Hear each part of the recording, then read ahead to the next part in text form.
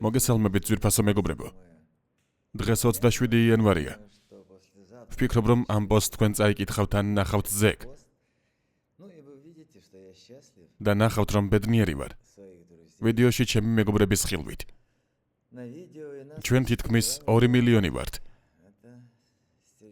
მართლაც სერიოზული შედეგია. ეს ღმერთის დახმარებით გამოვიდა. მადლობა უფალო.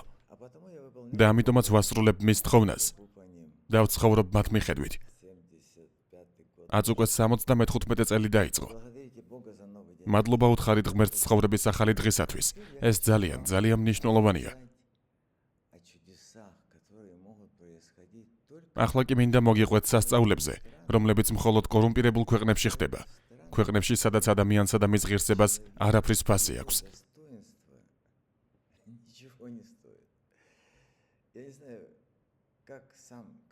არ ვიცი როგორ ეკიდება საკუთარ თავს ის ადამიანი, რომელმაც ეს წერილი გამომიგზავნა. მე ყოფილ, თუმცა ყოფილები არ არსებობს, კიევის მერს, წოდებით მე გენერალი ვარ. არსებობს სახელმწიფო წოდებები, თუმცა მე ეს არ მაკლია.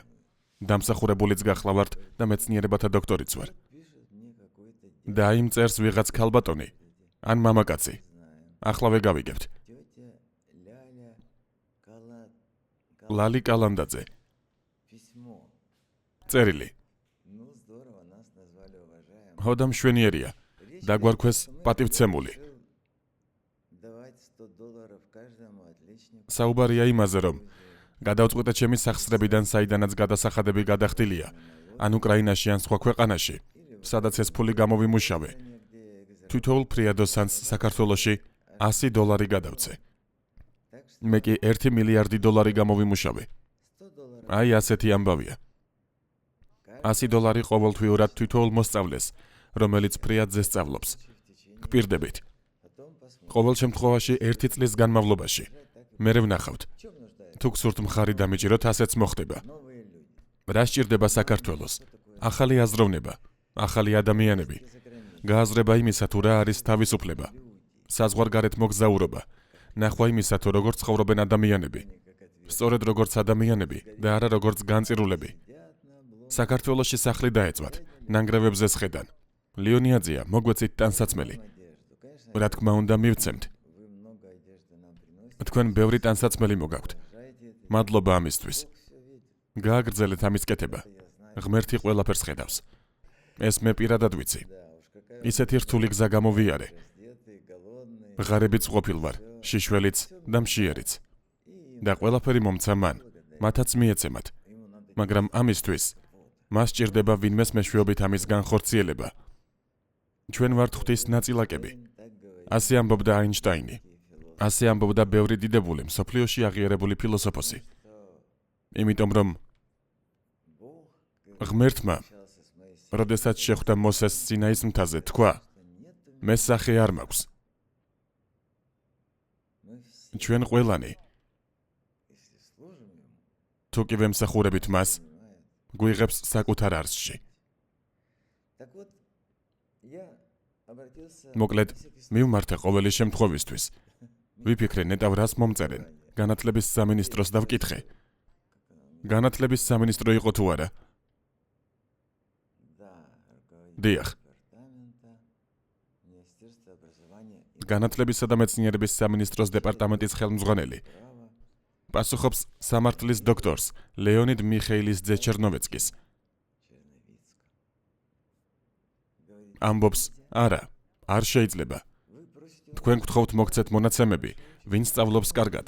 ჩვენ კი ვერ გაგიზიარებთ ამ ინფორმაციას. ეს არასწორია. და რატომ არის არასწორი? წაიკითხეთ.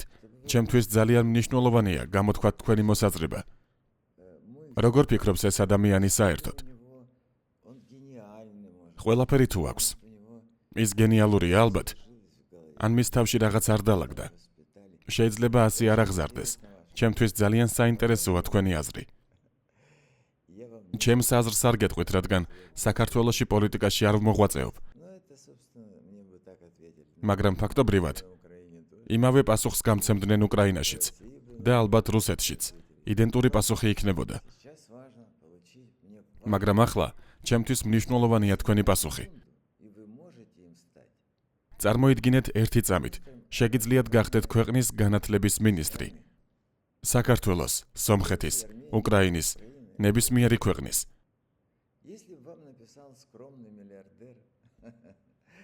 რომ მოეწერა თქვენთვის მოკრძალებულ მილიარდერს, თან სამგზის პარლამენტის დეპუტატს, რომელმაც საქართველოსთვის უფრო მეტი გააკეთა, ვიდრე უკრაინის ყველა ჩინოვნიკმა ერთად. გამოყო მიწა საელჩოსთვის და შოთა რუსთაველის ძეგლი დადგა. $300,000 დამიჯდა. მე ვგიჟდები საქართველოზე. მაგრამ რაღაც არ მიყვარს სხვადასხვა სამინისტროები. თუმცა ალბათ იქ ჭკვიანი ადამიანები არიან.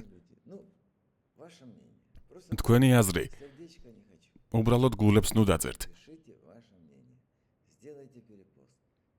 თქვენი აზრი დააფიქსირეთ. გააზიარეთ ეს ვიდეო. აუცილებლად ჩემო მეგობარო. დაურეკე მშობლებს. ისინი ელიან შენს ზარს. დღეს საღამოს. ხოლო ლეილა კი ალბათ კარგი ადამიანია. კარგი ქალი. ლალი, მაგრამ სავარაუდოდ ის არასდროს ყოფილა ღარიბი. და მე ამას არც ვუსურვებ. მოდი ლალი ჩვენთან. განახებთ როგორ ცხოვრობენ ბავშვები. მათთვის $100 როგორც 100 მილიონია. და ყველა ვისაც ბავშვები ფრიადოსნები გყავთ, ჩვენ ვიწყებთ ამ პროცესს. გაგვიზიარეთ ინფორმაცია. დავრეკავთ სკოლაში. კითხავთ მეზობლებს. ჩვენ შევასრულებთ სამინისტროს გადაწყვეტილებას, რადგან ისინი ჩემ წინააღმდეგ საქმეს აღძრავენ და ცდილობენ ფონდის გატყავებას. იმის მაგივრად რომ ხალხისთვის სახლები ააშენონ, ისინი ცდილობენ დააკეთებენ ჩვენგან ფულის მოგებას. მაგრამ ვინაიდან ჩვენ პოლიტიკით არ ვართ დაკავებულები, რა თქმა უნდა ჩვენ წავახალისებთ ამ ბავშვების მამებსა და დედებს კარგი აღზრდისთვის. და აქ უკვე ქალბატონი ლალი ნამდვილად ვერ შემიშლის ხელს. წარმატებები და მოკითხვა თქვენს მშობლებს. ისინი ალბათ ჩემი ნათესავები არიან. იცხოვრეთ დიდხანს მეგობრებო. გჭირდებათ დახმარება. ეს ძალიან მნიშვნელოვანია. გვერდს არ აგივლით. მოგმართეთ, მაგრამ არ წაახალისოთ ადამიანები, რომლებიც წერენ, ახლა ყველგან სოციალურ ქსელებში ემსგავსი. ვკვდები, კიბო მაქვს, გჭირდება კიდევ 1000. მაგრამ ისინი თქვენ ანგარიშს არ გაბარებენ. ნუ მისცემთ მათ თქვენი გასულელების შესაძლებლობას. ახლა კი ჩვენ შემოგხედეთ. საქართველოში ყველა ფონდი გააუქმეს. ჩვენ კი ვერ, რადგან უკვე მე-15 წელია ფუნქციონირებთ. მაგრამ მადლიერების ნაცვლად გვაკრიტიკებენ. არავის უთქვამს მადლობა. ხო და სულ ერთია. განა ესაა მნიშვნელოვანი. მე ვცხოვრობ ღმერთთან ერთად. მისგან ყოველდღე ვგრძნობ მადლიერებას. ყოველდღე ვიღვიძებ და ვეუბნები. გმადლობ უფალო, რომ ცოცხალი ვარ.